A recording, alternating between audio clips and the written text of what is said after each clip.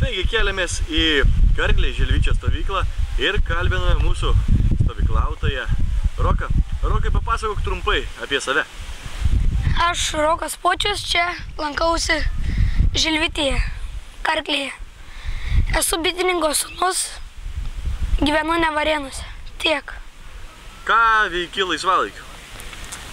Žaidžiu su draugais, dažniausiai lošiam kortom, veikiam ką nors laisvalaikiu, žaidžiam. Ar padedi tėčiui su bitėmis? Kaip kam, jeigu reikia, tai padedu. Jeigu nereikia, nepadedu. Ar pats moki rinkti medų? Dar ne visai. O ką moki jau daryti su bitėm ir ką gali padėti tėčiui? Ką paprašo, pamoko ir dirbam. Kuo pats būsi užaugęs? Dar nepasvarčiau. Kada žadi apsispręsti? Ateis savaime laikas. Supratau. Rokai garsieji ir savo skandalais, turi 3 įspėjimus ir tau gresia netgi iškritimas iš stovyklos.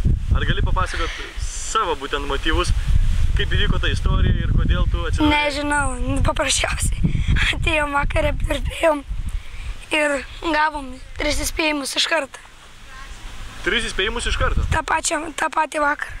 Tai ką jau tokio blogo padarėt? Kalbėjimas. Ir neleidom kitiem miegoti. Apie ką kalbėjotės? Anekdotas pasakojom.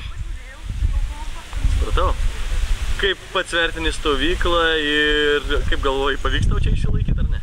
Pavyks čia liuks. Labai gerai. Tai 4 įspėjimo nebebus? Tikiuosi. Būsi geras? Jo.